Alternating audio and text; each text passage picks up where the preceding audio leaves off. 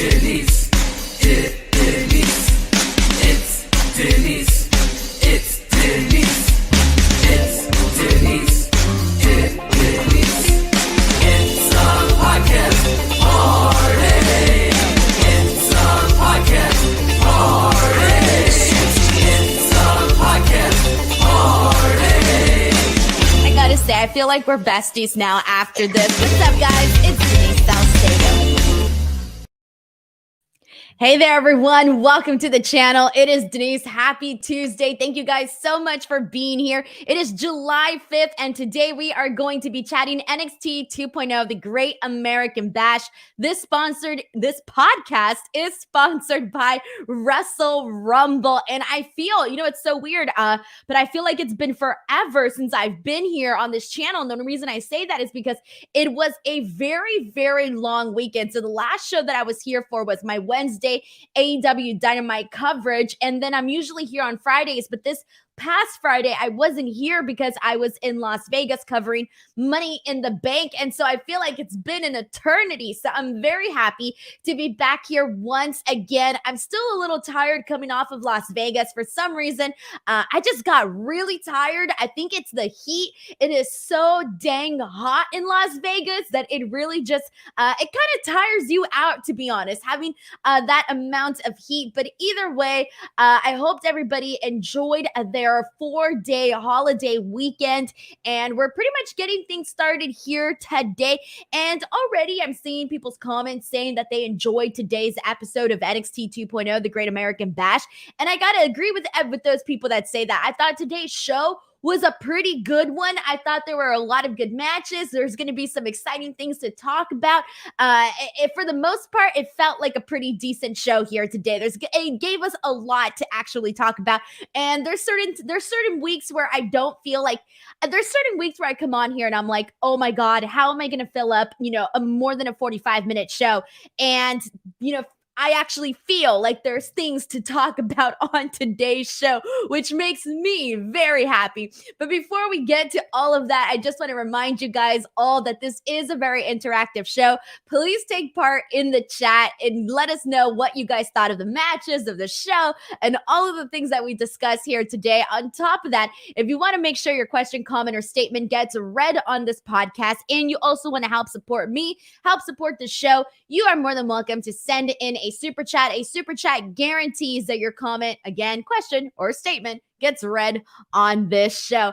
All right, everybody, so let's get to it. We're going to kick things off with, I think, what's going to be the most talked about item of the day, and that is the opening match of the night, which was Toxic Attraction, JC Jane and Gigi Dolan against Cora, Jade, and Roxanne Perez for the NXT Women's Tag Team Championship belts. So, obviously, with Toxic Attraction defending their championships. Now, I kind of feel like this one, a lot of people were already expecting to see Cora, Jade, and Roxanne Perez get the win. I feel like it's not so much that we're like, oh my God, they got the win. I think it's more so of like, yes, they actually did it. They went through with it. And I feel like for the most part, I felt 99.9% sure, confident that they were going to give them the championship belts, but you obviously never really know until the moment actually happens. But I really legitimately think that they made the right call to make these girls champions for multiple reasons, some of which we've already discussed here before. One of those reasons legitimately being that Toxic Attraction was kind of getting a little bit stale in terms of, we kind of rarely didn't get to see Gigi and JC really defend the tag team titles.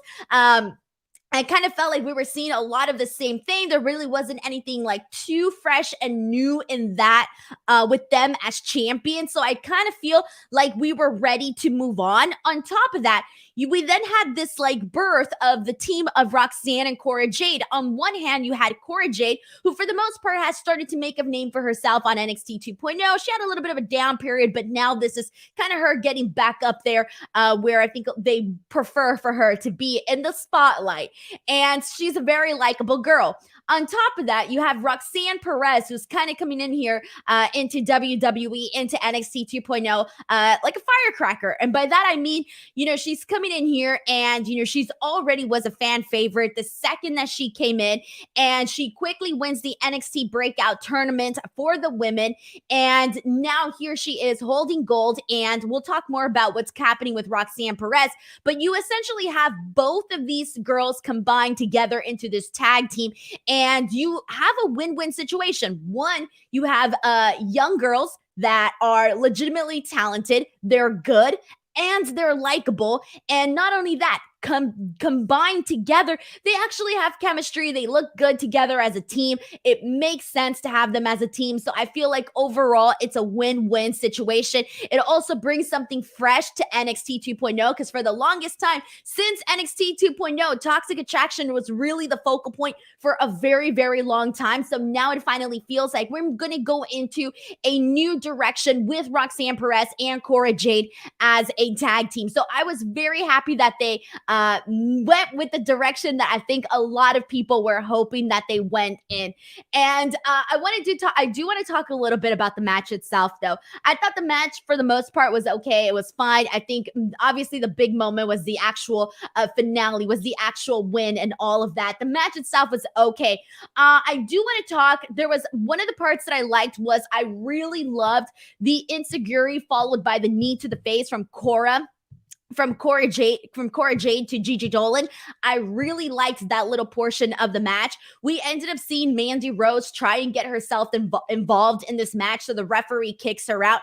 Loved that too. Get her out of there. Let it be like a straightforward match. The only part that I kind of thought took a second away from the actual finish was towards the right before Roxanne hit the Pop Rocks. There was a kind of Cora Jade went in. I think she was trying to do like some sort of spear attempt or something. She was trying to take out JC Jane, but it looked very, very weak. And in the end, it kind of looked like they just both threw themselves out of the ring. So I did kind of think that took a slight little bit away from the actual finish. But once Roxanne hit the Pop Rocks and got the win, it was like, oh shit, here we go. We got brand new women's tag team champion. So aside from that little glitch right before the actual finish, I thought this was an okay, fine match, but I'm excited to see them as champions. Before we get to your guys' comments and your guys' thoughts, there's another whole layer that we need to talk about in regards to this, because following this match, we ended up having a backstage interview with Roxanne and Cora and Mackenzie Mitchell, and Roxanne Perez ends up making this big announcement, and the announcement is, she starts saying how, so much has happened in WWE since she got there. A lot of things are moving really fast. Look at her. She won the breakout tournament. Look at her now. She's holding gold as a tag team champion. So she basically kind of feels like she's on top of the world right now. So she says that she is going to cash in her NXT breakout contract, and she is going to challenge Mandy Rose for the NXT Women's Championship. And this is going to be happening next week. Now, I know a lot of people are wondering, like, hey, is Roxanne Perez going to be a double champion? Is she going to be a double champion? I legitimately do not know. Part of me, I'll tell you this much. I feel like right now I'm leaning more towards, like, I think it would be really cool to have Okay, first of all, I think it would be really cool to have Roxanne Perez as a double champion, because it would feel new. It would feel different for that NXT 2.0 brand, especially for the women. It would feel different, right? Specifically speaking for them. So personally, I think it would be pretty freaking awesome, right? But part of me also thinks that it's definitely not going to happen. And the reason for that is I feel that they're going to be like, okay, well, first of all, I feel like the program between Roxanne Perez and Mandy Rose could probably go a little bit longer. I always say this, and a lot of people say this, the money is definitely in the chase. Roxanne Perez could chase the belt for a little bit longer just to get more, more of the juices flowing, right? And I also feel like they gave her the NXT Tag Team Championships because we already know that they probably don't think that it's her time just yet to become NXT Women's Champion. So even though I think that she should, that I think it would be cool and refreshing to have her as a double champion, I don't feel like it's actually going to happen. If it did, I would legitimately be very, very surprised, but I have a feeling it's not going to happen. And I know a lot of people are like, is it going to happen? Is she going to be a double champ? I don't think they're going that direction.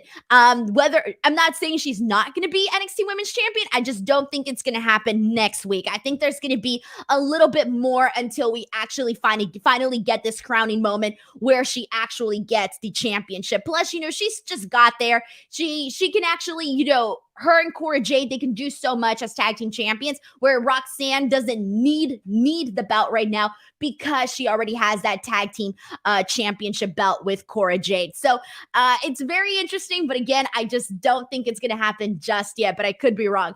All right, so guys, thoughts on this? What do you guys think about Cora Jade and Roxanne Perez as tag team champions? Do you think we're going to see Roxanne Perez as a double champ next week? Let's see what people are saying. We got our first super chat of the night. This one is from Sheldon and Jackson, who says, I think Mandy and JC might turn on Gigi due to Gigi taking the pin tonight. Also, at In Your House, Gigi wasn't in the car with them when they arrived.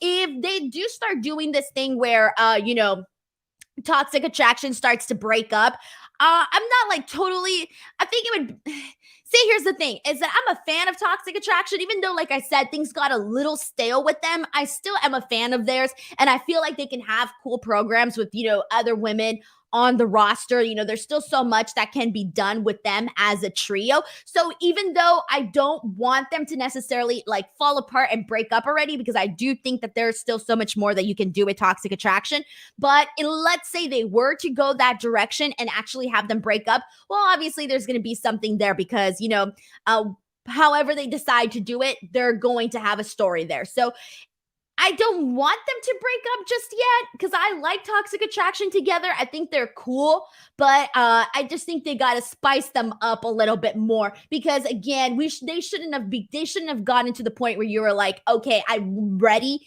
to see new tag team champions. It should have never gotten to that point for Toxic Attraction, but we got there, and we got there kind of a little bit fast, to be honest. But either way, thank you so much to Sheldon Jackson for kicking things off and sending the first super chat of the night. Let's see what else we got here. We got a lot of people saying that Roxy should definitely get the 2 titles and hold it. A lot of people are pretty much ready for it. Let's see what we got here. Feel Good Video says, isn't Cora going to be turning heel though? I hope she doesn't. I don't want them to do that. She could. I mean, she could.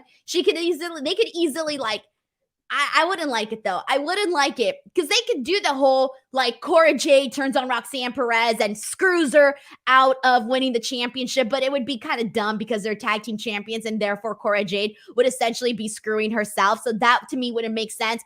Down the line, will she turn on her? Possibly. That's bound to happen at some point, but I'm not expecting it anytime soon right now. So personally, I don't think it's going to happen just yet.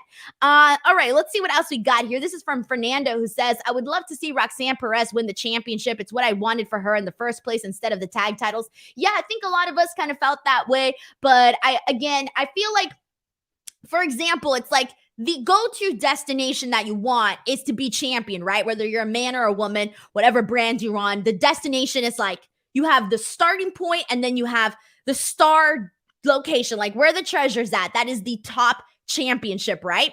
But instead of just like getting her all the way over there, which they could have done, right? But I feel like I feel like her story, her journey could be a lot longer by having this point where she actually becomes, gets to treasure and be tag team champions with Cora Jade and actually make something of that and then eventually go for the women's for the women's championship. So I don't feel like I'm too upset about them like not rushing her to the championship, because I feel like there's a lot to be had with her and Cora as a tag team. That's why I don't want Cora to turn heel. I really hope she doesn't. I think that they could do a lot of cool stuff with them as a duo. Brandon Rosensen's in a super chat saying, He says, it makes more sense for a series of matches to happen before Roxanne wins the title. It's too soon for her now. As far as Gigi goes, that could be a good storyline going forward after Mandy loses. Yeah, exactly. That could also work too. But I do agree with you. I do think it's but here's the thing. I don't want people to misconstrue when I say, oh, it's too soon, because I don't want people to think like, oh, it's too soon for her to be champion. No, in the terms that she's not ready, that's definitely not it. It's more so of I want to enjoy the journey till she actually gets there. Like for me, I feel like they don't have to rush it anymore. I feel like if they were going to rush it, then they should have not had her win the tag team championships and had her win the women's championship right away. For me, it's like either or. You either have her win the championship right away, cool, or now that we're going this direction with the tag team championships first, now I want to see, I want to get the full story here before she actually moves on to that next step and actually becoming women's champion. I just feel like you're going to get a lot more storytelling and programming out of that is what I'm trying to get at here. So had they gone the other direction, shit, that would have been awesome, because I feel like that's the thing about NXT. And the thing about NXT is that you don't really see, you saw it. It was different for the NXT tag team titles when Pretty Deadly won. That was a whole entire different situation. Plus, they were also former NXT UK champions. Bron Breakker winning the title for the men, that was also another, I would say, kind of a different situation too. But I don't really feel like you get for the women. I really don't feel like we've seen, and you guys can correct me or if I'm forgetting somebody, but I don't really feel like we've seen somebody come into the roster that's new, not like a Mandy Rose, because Mandy Rose was already known, but I'm talking about someone who's new and then instantly becomes like NXT Women's Champion. I feel like we haven't really seen that. So if they do that, it would be different for that particular championship belt. But I don't think they've done that. Have they done that with anybody recently that I can think of? No, I don't think so. But thank you so much to Brandon Rosen for sending in this super chat here. Let's see what else we got here. We got a comment here from A Real Deal who says, Roxy, both titles not good for storyline. I know a lot of people brought that up too, especially because, we've seen it in other places on the roster or on the, WWE brand where people holding two belts necessarily doesn't work out the way you thought it would. Here's the thing too, like there's other women too on the NXT roster that are not only good, but are making their way up there too. You still got freaking Kaylee Ray, Alba Fire. I think she's somebody that could be up there in that picture. You can do something with her, and they're building a bunch of the other new girls. Like there's so many of them.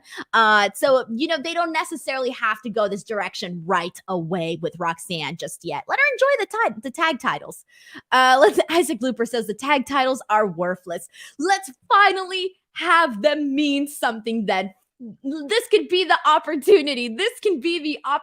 Let Roxanne and Cora change the perception of the NXT Women's Tag Team titles. Let's see. We got a super chat here from Fat Package 101 who says, do you know what the strange cryptic message and the QR code meant that was on the screen after Grayson Waller Mellow match?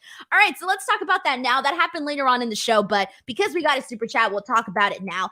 And all right, so for those of you who are like, what the frick are you guys talking about? What QR code? All right, so during the show, I think it was in the second hour or something like that, there was a QR code that popped up on the screen, and I saw it, and I'm like, I'm not gonna scan it, because you know what I thought? I legitimately thought, oh, they're going to promote a credit card. Oh, they're going to promote WWE Shop or something, like something dumb, or oh, it's going to be there. You click on it and you're going to get the event schedule. Like I was thinking more in terms of this is going to be something where I have to buy something, or it's going to take me to some sort of newsletter. Like that's what I thought the QR code was going to be. So I didn't even bother scanning it, and I didn't even care. I didn't put any attention to it. And then all of a sudden I'm seeing all over Twitter that, this code is everywhere. And I'm like, what now? Shit, when this happened? And that's when I realized that was the code that I didn't scan. So anyways, the code basically was the numbers 8, 10, 11. Now, obviously, probably what a lot of you guys did, because this is what I did, was I just went on Google and I literally just typed in 8, 10, 11. and just the front page of Google is some, Bible verse. And from the sounds of it here, it is something.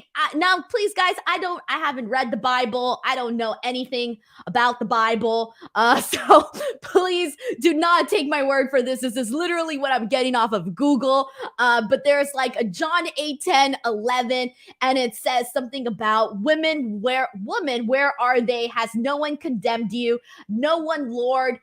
I don't know, man. I don't know how to explain this stuff. So here's my thing. This is either tied to this and it's some sort of like biblical thing, which I have no idea about, or it is a date, or it's there was even like later on we saw a promo for Axiom, which a lot of people are saying that is A-Kid and his new character reinvention, and he's a mathematician. We'll talk more about that later. There were some people putting the connections that maybe this 8:10:11 somehow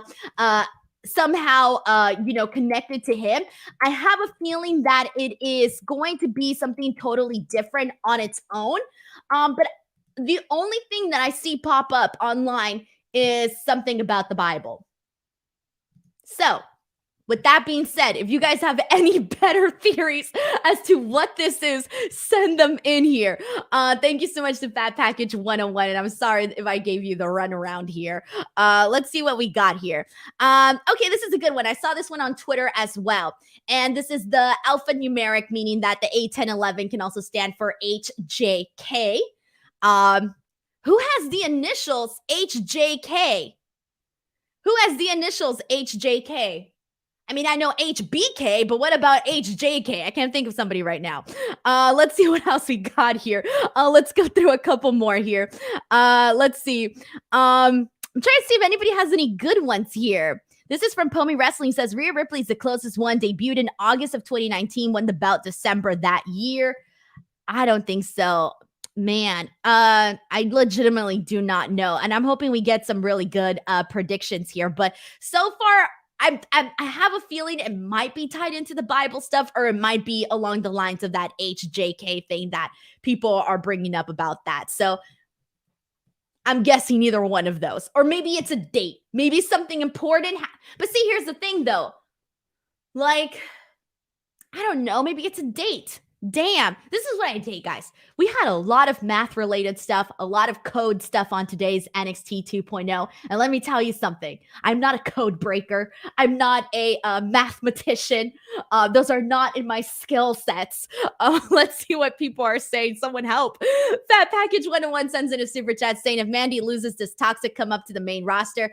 They would be a great main roster act. And I hate to say it, because I do legitimately think that Mandy Rose has done a phenomenal job with what she's been given on NXT 2.0. But I just feel like Mandy Rose going from the main roster over to NXT 2.0 is a huge step down.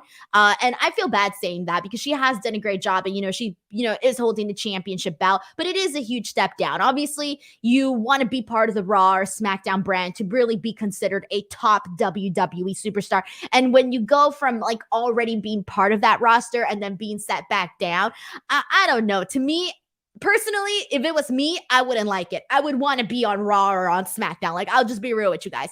So if they were to move up Mandy along with Gigi and JC, they could do a whole lot. And I feel like they could definitely benefit either the Raw or SmackDown division. I would like them on SmackDown, because I still think that SmackDown needs a little bit more help in terms of just getting that roster, giving that roster a little bit more depth, both on the men's and women's side of things. But thank you so much to Fat Package 101 for sending in this super chat as well here. All right, and let's go ahead and see what else we got here. Zeno Hour says it's not biblical. AU says August 10th and 11th. That could be a thing too. Like I said, it could be a date, August 10th or 11th. What the hell is going on August 10th or 11th? Is that even like, what day is that? Hold on, guys. Hold on. I wasn't ready for this. August 10th or 11th. Okay, that's a Wednesday and a Thursday. So that's not even on a Tuesday. Oh, man. Let's see what else we got here. All right. Christopher says, I saw something on Twitter and said it could be Brandy Rhodes. I saw that too. I did see that too. It was a pretty solid I don't know if it was a solid theory, but it was an interesting theory. And I'm not talking about Austin Theory. I'm talking about the theory that it might be Brandy Rhodes. I did see that as well. All right, let's go ahead and move on from here and see. But let's continue this, guys. If anybody else comes up with something better as what 8, 10, 11 is going to be, let me know. You know what I hate? Let me be honest. You know what I hate about these code stuff is that we're always like fans. We're always going to overthink it, right? We're going to overthink it. And then it's going to be something so simple, so plain as day. And everyone's gonna be like, oh, that's what it was? Lame. Like, remember when the whole battery thing was happening with the diamond mine? Do you remember how everybody was like, the battery's now 20% loaded. It is 30% charged, 40. And we're like, oh my God, the battery. And what is it gonna be? And it's charging and it's gonna be at 102 weeks. Then it ended up being the diamond mine. And I don't think it was worth all of our, what could it be? And here's our theory. Sheldon Jackson sends in a super chat saying thoughts on possible Satomura coming to America and becoming NXT Women's Champion and being the final boss in the women's division in NXT. I truthfully do not know because I haven't really been following on that end of things as to what is going on with her. I do not know. So I feel like I can't really give you a good answer on that one. So I'm sorry, Sheldon. I didn't want to make you like waste your super chat on this one, but I don't want to give you like a fake analysis or something of something that I don't feel too comfortable actually giving you information on. But remind me next week and maybe I'll have a better answer for you. Thank you so much to Sheldon. Do not hate me. Sheldon's great. Let's see what else we got. Juan Ortega says Denise fierce mathletes. Fuck math. Sorry. If there's any children here, I apologize. If there's any people in school right now, then you know why I said it. Guys, I'm sorry. I'm terrible at math. No, there's just some people that are not skilled in certain things, and that happens to be me.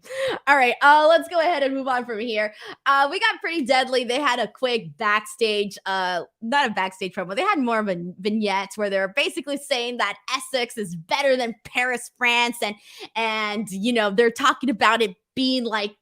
They're pretty much putting it over, you know, where they're from and all of this, putting it over and being their old fabulous selves. All I gotta say is this, man, there's so much creative potential with Pretty Deadly. It's not even funny, man. Like there's so many cool things that they could be doing with them in terms of like segments and, you know, skits. And obviously we know that they're good in the ring. So we know that the matches would be on point. And we've seen it already, you know, whether you were watching them on NXT UK or on NXT 2.0, you already know that. And part of me, you know what? I'll be honest. Like, I know that I was really like rooting for the Creed brothers to be NXT tag team champions. I was really on board with that. Like I was set in stone with that. I had like tunnel vision, you know, like it's Creed brothers or nothing. Like that was what I was seeing. But now that Pretty Deadly aren't champions anymore, I'm kind of thinking like, damn, they should have kept the belts on them longer. Like, and I'm seeing it now. Like in hindsight, I don't think that maybe they should have taken off the belts off of Pretty Deadly just yet. And I get it. You know, plans change and, you know, the plans were to make Creed brothers champions. And we know Pretty Deadly kind of came in because, you know, MSK dissolved and they needed champions, right? And so that's where Pretty Deadly stepped in. But now that I think about it, I kind of would have liked them to keep the titles a little bit longer. And I don't know what, I think I was just so hung up on the fact that I wanted to see Creed brothers become tag team champions. And now I'm thinking, you know what? We could have had that reign for Pretty Deadly last a little bit longer. We were going to get to Creed brothers eventually. We were going to get to them eventually. I just feel like Pretty Deadly without the championship belts kind of really, you know, it hit the brakes on their momentum coming into NXT 2.0. It's like they came in, they were these hot, you know, MFers coming in here with their freaking fancy H&M / Forever 21 style clothes.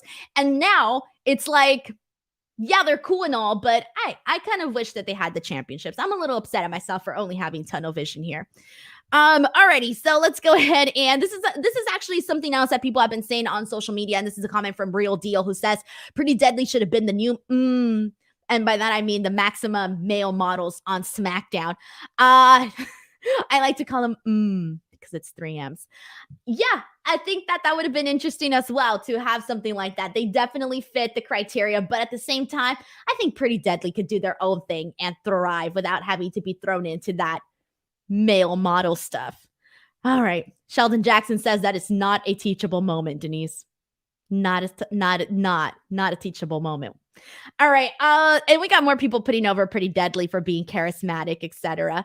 And let's see what else we got here. Oh, I love everybody's predictions here on what they think is going to be happening for the 8, 10, 11. Is that what it was? 8, 10, 11? Yeah, 8, 10, 11. All right.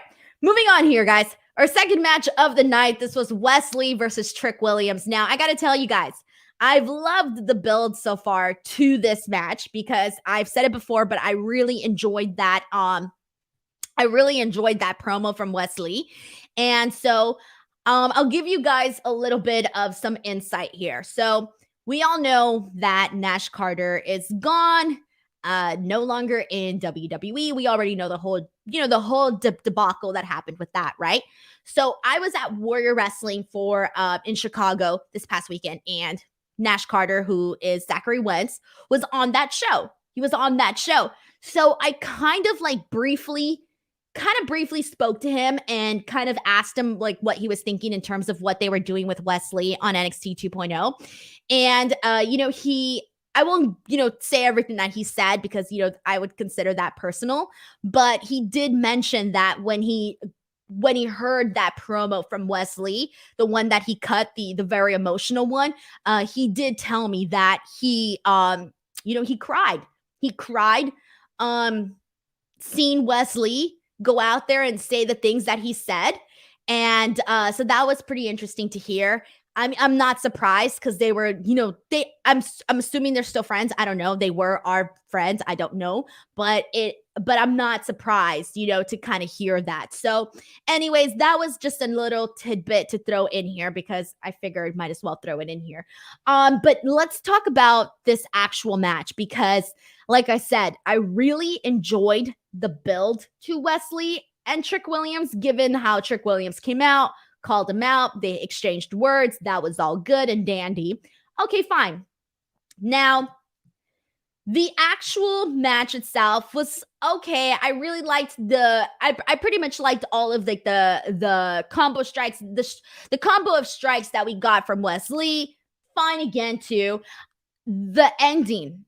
I want to talk about the ending because I almost feel like whatever else I wanted to talk about in this match kind of doesn't matter anymore. It has been kind of rendered moot because the ending to this match, I absolutely hated. I completely disliked the ending to this match. Now, let me preface this by saying that I know that we can all say we wanted Wes Lee to win because he really needs the win and this and that. Okay, fine. I get that they were trying to get Trick Williams to essentially screw him out of a finish. I totally get that. To keep moving the story forward, they feel they had to, have Trick Williams essentially screw Wes Lee so that they can continue this, continue the story. Okay, I totally get that. But the way that they did it, the rubbing alcohol, first commentary said, "Is that rubbing alcohol?" And then they were like, "Oh no, it's water." And I was like, "Water?" Then they were like, "Oh no, it's rubbing alcohol." So they kept going back and forth, right? They didn't really know for sure what was going on with the rubbing alcohol or the water or whatever. So the finish basically happened with Trick Williams using rubbing alcohol to rub the face of Wes Lee, thus getting the win with the use of the rubbing alcohol. I hated this. I was like, what? Why? This is so lame. It was so lame. It was just one of those things where it was flat. It wasn't even flat. Flat is like no reaction. This was like a dip, man. I was watching this and I was like, what? Rubbing alcohol, water, rubbing alcohol. What? Why? It was so lame. It was so lame, guys. This was freaking lame. I hated this. I hated the ending. And I was so mad too, because again, like I said, I loved the builds to Wes Lee, Trick Williams. I was on board. I was a fan, man. And they swept it under. I did not like the ending of this match, okay? Anyways, yes, Wes Lee needed the win. Sure, I get that. And even if they weren't going to give it to him today, at least screw him in a way that just feels more, I don't know, exciting. That doesn't feel like, oh, well, he got rubbing alcohol in his face. And I get it. I don't want rubbing alcohol in my face. I get it. This could be worse. It could be the whole confetti debacle that we had a couple weeks ago where, was it Wendy Choo throwing confetti? I think it was it on Tiffany Stratton's face? I think it was on Tiffany Stratton's face. She threw confetti in somebody's face and cost them the match. And that was a whole freaking argument that I had like a couple weeks ago. I get it. Rubbing alcohol is definitely worse than confetti. But regardless, it was so lame and the execution was lame. It was just lame all around. So I wasn't a fan of the ending for this. Obviously, this is going to keep going because we did end up seeing Wes Lee and Trick Williams go at it later on in the main event. We'll talk about that later, but their thing is going to keep going. Fine. Just none of this hokey rubbing alcohol in the face thing, guys. None of that. Let's see what we got here. This is from Real Deal, who says, I agree, poor ending made champions look weak. Vance Rawlings says, wow, lazy BS ending, WTF. It was like, here we go. Like, if you were going to give Trick Williams the win, fine, give it to him. Whatever. I get it. We're moving on with the story. Screw him in a certain way. I don't know what way, but come up with something better than rubbing alcohol. Brandon Rosens points out that commentary didn't do a good enough job selling the rubbing alcohol. That too. Maybe if they would have sold it, man. Yeah, if they would have sold it, maybe I would have been like, you know what? Oh, damn, like that shit's crazy. Rubbing alcohol to the face. Oh my God. You know, but I didn't get that. And I think the back and forth where they were like, oh, it's rubbing alcohol. And then they were like, oh no, it's water. And I was like, he lost via water? It's got to be the rubbing alcohol.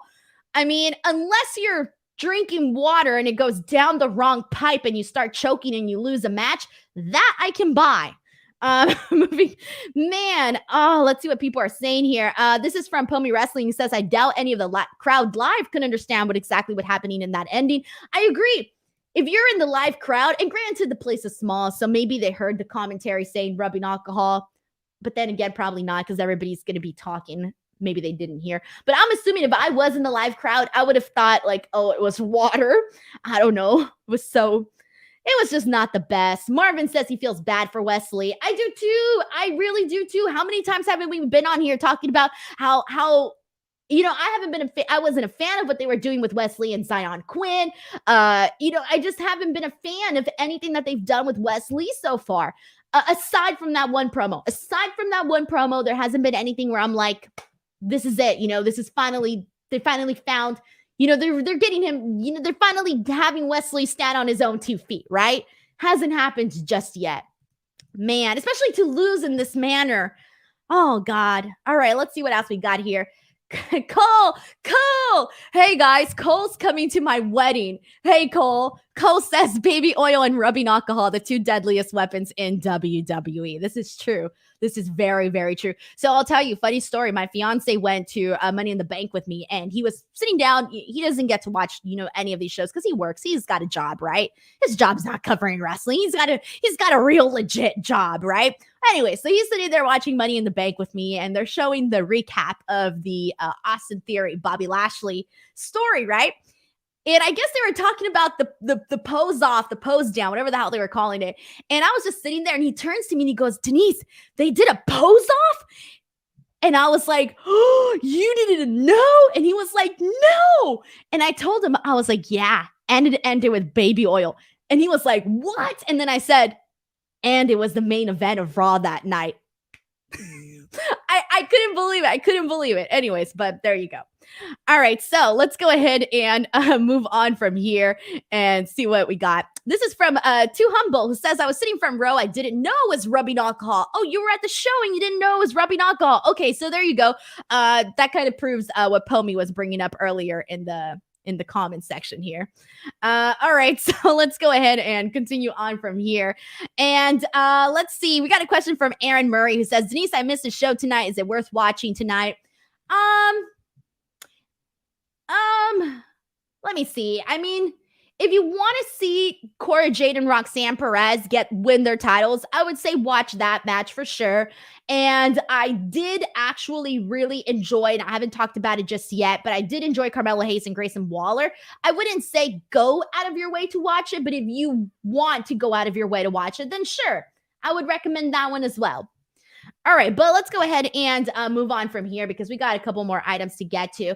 After this, we got Wendy Choo and Tiffany Stratton, they continue their beef. I actually like the way that they started this off with Tiffany Stratton. She was getting her makeup done, and Wendy Choo essentially comes in, attacks her while she's getting her makeup done, throws all the powder in her face, wheels her out of her chair, throws her. She like pretty much beats her all over backstage. They get to the ring. She pretty much dominates this match because she had the upper hand during this. Once they got to the ring, it was in picture. So by the time we came back, it was like actually unfolding in the ring. So a lot of the stuff that happened occurred during that picture. So if you weren't paying attention to the picture, you probably missed a couple of things because I know I did. Anyway, so afterwards, there was a moment where during this match where Tiffany Stratton rips off the fingernail of Wendy Choo. And let me tell you something, guys. I've had the fingernail ripped off of me, not by somebody else, but by myself. And it actually hurts, okay? Getting your fingernail ripped off legitimately hurts. Even, yes, a fake fingernail getting ripped off of you legitimately hurts, okay? Because you have the freaking and depending on how she got her nails done too, okay? If she went to a salon, they use the good stuff, man. So getting that thing ripped off, not fun. If you did it yourself, still not fun. Those things be working. Those glues, they be working. Shout out to Tiffany's gear, by the way. Her gear that she's been bringing out across her matches, the pastels, the really cutesy girly girl looks. Love it. We end up seeing Tiffany Stratton get the win in this match. And to be honest, I did not mind it whatsoever because I'm really starting to like Tiffany Stratton. Like the last, I would say, maybe 2-3 shows from NXT 2.0, I've become a bigger Tiffany Stratton fan. So I was actually glad that she got the win here. I just feel like Wendy Choo and Tiffany Stratton, two different types of characters, totally different, but I'm loving both of them in two totally different ways. I just think there's a lot of potential with Tiffany Stratton, and I feel like they're seeing that, and we're starting to see that unfold a little bit more. So I'm just here to enjoy this ride here. I'm a fan of Tiffany Stratton, guys. Really, I do. All right, so let's go ahead and kind of go on from here and see what people are saying. Zeno Hour says that the second hour is really good and recommends actually watching the second hour of the show, for those of you who were asking here. All right. Juan Ortega quotes me, those glues, they be working. They be working, man. You know, I bought one of those packages to put nails on, those like stick-on ones with the glue, and I kind of got really creeped out by it because if the glue even gets anywhere near your eyes, like you can go blind or something. And nobody talks about that unless you actually read like the fine print. And the glue was getting all over my hands. And I was like, nah, bro, I ain't about to be touching my eye by accident and then, be like, Anyways, moving on. Apollo Crews has his promo in the ring. He's interrupted by Giovanni Vinci. And Giovanni Vinci basically says that he is the one guy in NXT who can keep up with Apollo Crews. And he is the only person who can outperform Apollo Crews. And I got to tell you, man. So they already announced this match for next week on NXT. And I'm happy that they're doing this for them. Both Apollo Crews and Giovanni Vinci, man, they need a program. They need something. They need a purpose, and this is it. They're feuding with each other. They both need it. They both need it badly. This is good. This is fine. I'm not like, oh my God, this is the hottest feud ever by any means, but I just feel like Apollo Crews really needs a purpose on this roster, and so does Giovanni Vinci, because coming out and beating jobbers is not gonna last forever. So I'm glad that they finally brought them together and are doing something with them. Like, there's really not much else to add here. Their match is gonna happen. Good. It gives them something to do. Bless their hearts. Bless their hearts, everybody. Before we continue on, everybody, it is time. Damn it. Okay, here we go. It is time to rumble. Oh, man. I rarely mess this up. Let's get ready to rumble. That's what I wanted to do. In case you haven't heard, Wrestle Rumble is one of the coolest places to win some money during wrestling pay-per-views or premium live events. For all major WWE and AEW shows, you can enter their pick'em contest to win some money, and of course, other cool prizes. It's just another way that you can add an extra layer of fun to your wrestling watching routine. Get more information about how you guys can enter their pick'em contest over at WrestleRumble.com. I love Wrestle Rumble. Their next one is probably going to be for SummerSlam, and that's going to be at the end of the month. So probably maybe a week and a half before SummerSlam, the Wrestle Rumble SummerSlam Pick'em contest will open, and that will be happening over at WrestleRumble.com. Please, guys, give them some love. Hit them up on Twitter or on Instagram, whatever your favorite social media platform is, and please give them some love. Just let them know that you heard about them here on this podcast, and that they know that their investment in sponsoring this podcast was actually worth it. So thank you so much to WrestleRumble.com. Damn it. I really try to not mess up those things, but sometimes it just happens, guys. All right, so let's go ahead and move on from here. And next match of the night, this is the fourth match of the night. This was Carmelo Hayes versus Grayson Waller for the NXT North American Championship. This was legitimately my favorite match of the night. I thought this match was pretty damn good. I'm a fan of both of these guys. I just really loved the pacing of all of this. I love the pacing of all of this because I do think that Carmelo Hayes can do a little bit more of that high flying style, just a little bit better than Grayson Waller. But Grayson Waller, he can keep up, man. He can keep up. So kind of seeing them both go at it together, I thought was pretty damn good. I really, really loved, there was a couple moments that I loved from Grayson Waller. When he did the spinning fist into Carmelo Hayes, I thought that was good. I loved the sliding clothesline from Grayson Waller to Hayes, from the inside of the ring to the outside of the ring. I thought that looked pretty impressive. Honestly, this was good. And they even went to the mat for a while. And after they were there, they came back up. They picked it up once again.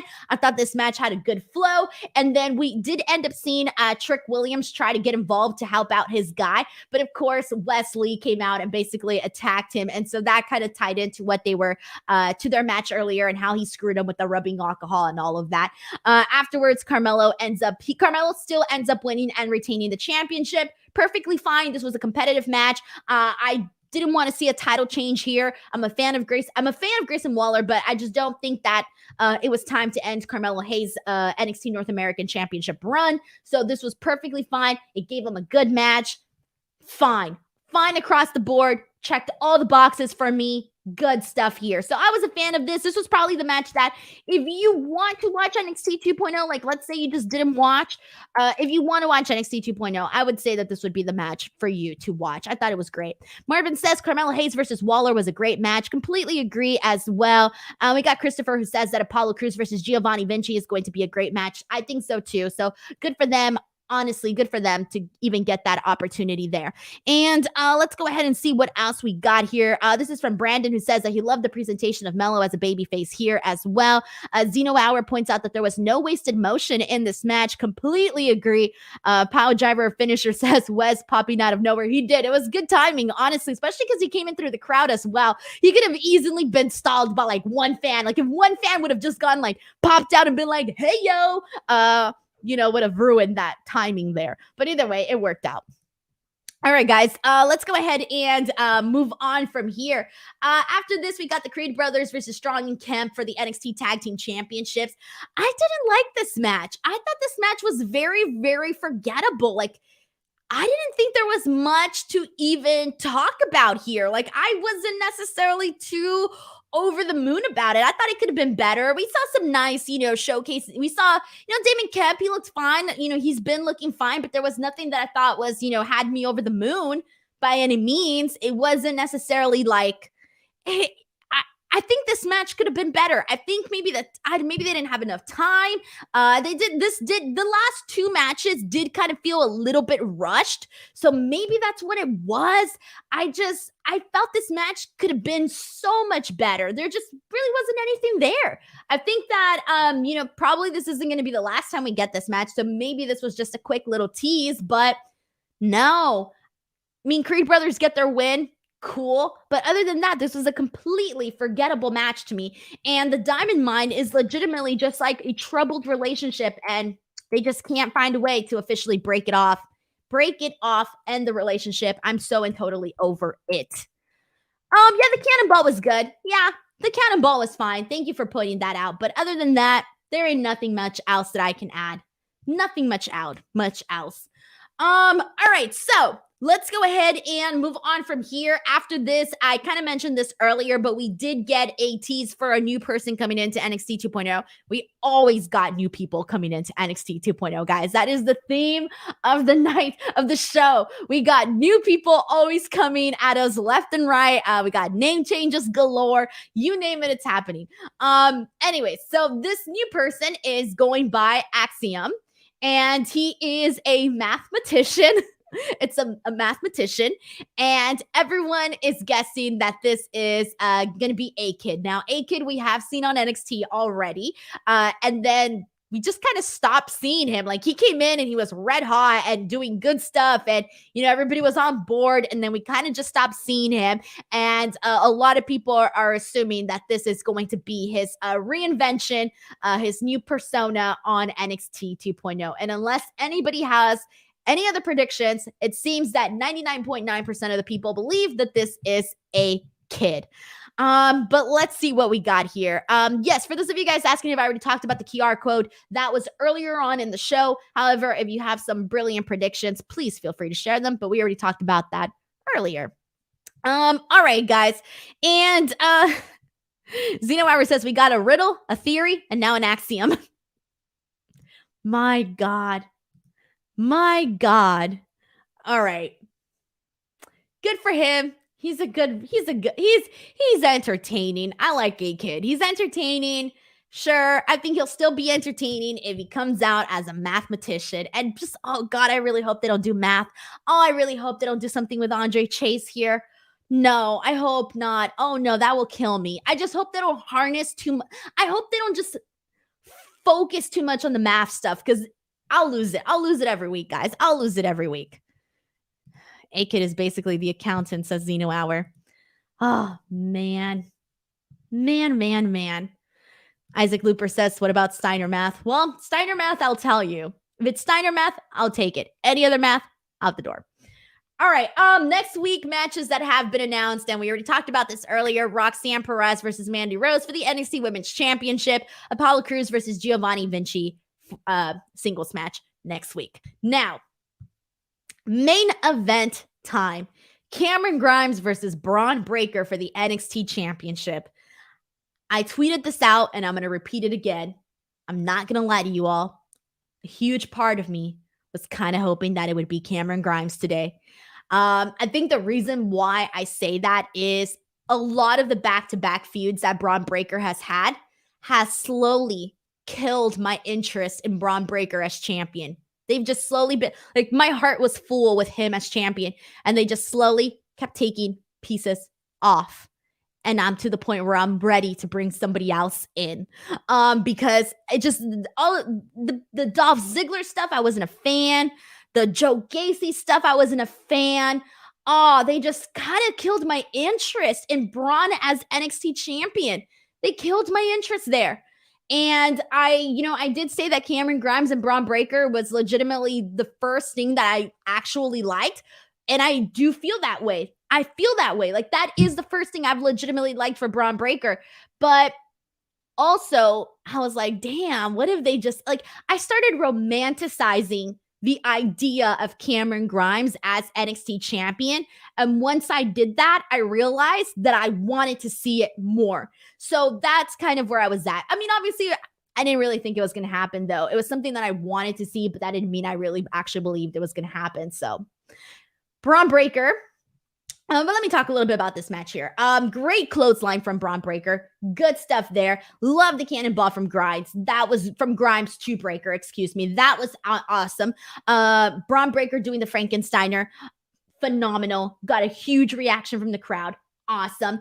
And then right after that, he went for the pin, and it ended up being a near fall. Cameron Grimes does the cave-in, goes for the pin. It's another near fall. Bron hits the spear, finally gets the win for this match. The last couple of minutes, this match was perfectly fine. The last couple of minutes were really good. And after this, I'm like, okay, fine, Bron Breakker won. Cool, whatever. That's what I expected, right? And then afterwards, he's, walking backwards and he's exiting. And I will tell you this, I did not expect what actually happened next. So as Bron Breakker is walking out and he's celebrating retaining the championship, he is attacked. He is attacked by the person that was promoted to come next week, but they tricked us. It was a swerve all along.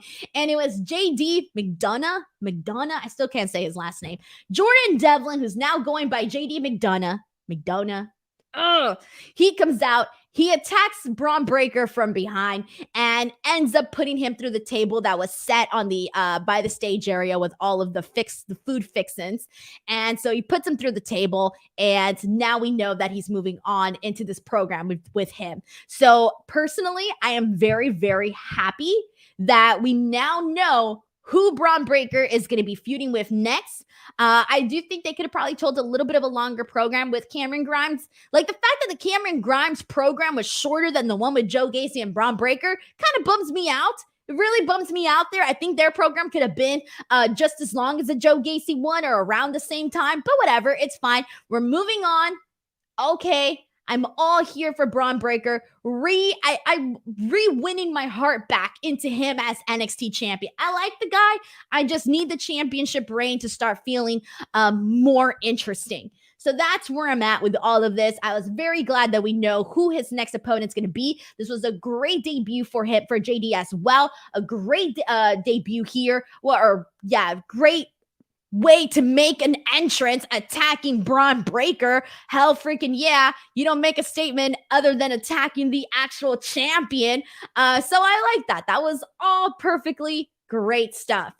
Now, let's see what you, the people, are saying. All right. I'm just laughing at the donut comments. All right, let's see what else we got here. King of Mundo says, when Braun lost to Ziggler, his character was destroyed. I kind of agree. Him losing to Ziggler, that bummed me out, man. That really bummed me out. That whole back and forth thing that we did bummed me out. And then afterwards, going into this with Joe Gacy, that was not the best way to bring the man back to life. So anyways, that's kind of how I felt about that as well. Power Driver Finisher, he wants to give a little bit more love to the actual tag team matches. I gave it no love whatsoever. Power Driver Finisher says, not that forgettable to me. I liked Roderick slapping Julius and Julius wanting to get his hands on Roddy and Roddy constantly having to make a tag. I thought it was a very good storytelling match. Bless you, Power Driver Finisher, but I just did not care about that match. All right, let's see what else we got here. Pile Driver finishes this main championship for big meaty men, mid-card titles for more agile and quick-paced wrestlers. Brandon Rosen sends in a super chat saying, Braun continues to look like a weak champion despite the long run. I don't understand the booking at all. Just send him to Raw or SmackDown already. And this is unfortunate, guys. This is unfortunate because, Bron Breakker has certainly a lot of things that make you a fan of his. It's nothing really to do with Braun. It's more so the stories that he's being put in. And obviously the booking of Bron Breakker, that is what has, kind of halted a lot of that momentum. A lot of what the aura that he had coming into NXT 2.0 was like slowly stripped away with some of the decisions that were made. And that was mainly my issue with it. Honestly, that was really my issue with it. Like, I'm totally on board with Bron Breakker being champion. I was never not on board with him being champion. Never. It's just more so of like, make it interesting though. Make it interesting for, a good chunk of people. Thank you so much, Brandon Rosen, for sending in this super chat here. Alrighty, and I think we got most of these comments in regards to all of these matches and whatnot. Before I'll let you guys pull in any last thoughts, final comments. Feel free to send them in. But before I am going to read this comment from Sheldon, who says the North American title is more important than the NXT Championship because of Braun. Carmelo makes the NA title super important. I kind of see them right now the same, honestly. Well, because I didn't like seeing Carmelo. Well, that's not true. Because I did like seeing Cameron Grimes as NXT North American champion. I think it would have felt more exciting had the reign for Carmelo Hayes gone a little bit longer and not had Cameron Grimes, but I get why they did that with Cameron Grimes because they were setting him up to go after Bron Breakker. I get all of that. I get some of the decisions that were made there. But I feel like right now, the NXT Championship and the NXT North American Championship, for the most part, I mean, there may be weeks where one is above the other, but I feel like they're kind of on the same level right now, which is not good. It shouldn't be that way, right? It should not be that way right now, or it shouldn't be that way, but kind of to me, they're kind of on par is how they feel right now. All right, so all right. Juan Ortega says, Denise, what do you think is next for Cameron Grimes? This is a good question, Juan, because I legitimately do not know. Like, this is a guy that he has so much character, so much personality. We know he can do the babyface stuff. We know he can do the heel stuff. He would be great on the main roster.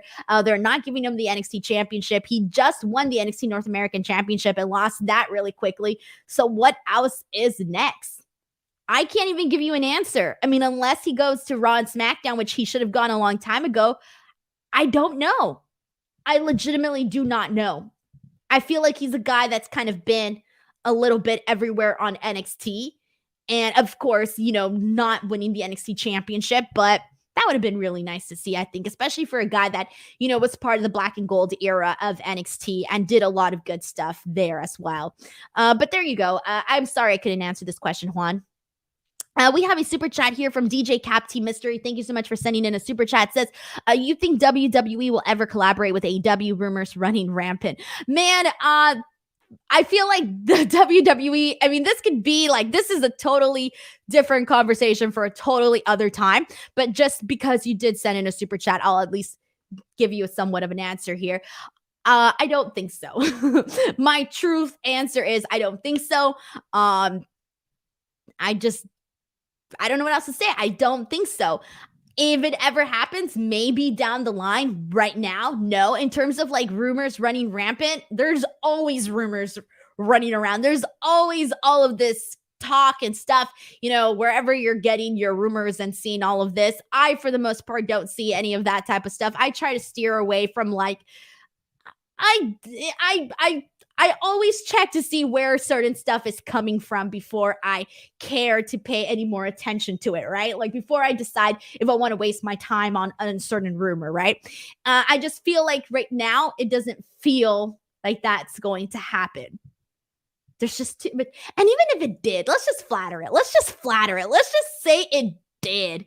Can you imagine all the people that feel very, very defensive on both sides of both brands, and then all of a sudden seeing this collaboration? Let's just say they did a Forbidden Door. I'm just throwing a wild ass idea out there. Let's just say there was WWE, AEW, Forbidden Door. Can you imagine what people's reactions would be, especially the AEW fans that really hate WWE and the WWE fans who really hate AEW, because they're there. They're definitely there. Can you imagine that? Now that would be insane. But anyways, thank you so much for sending in the super chat. Sorry for that really lame answer.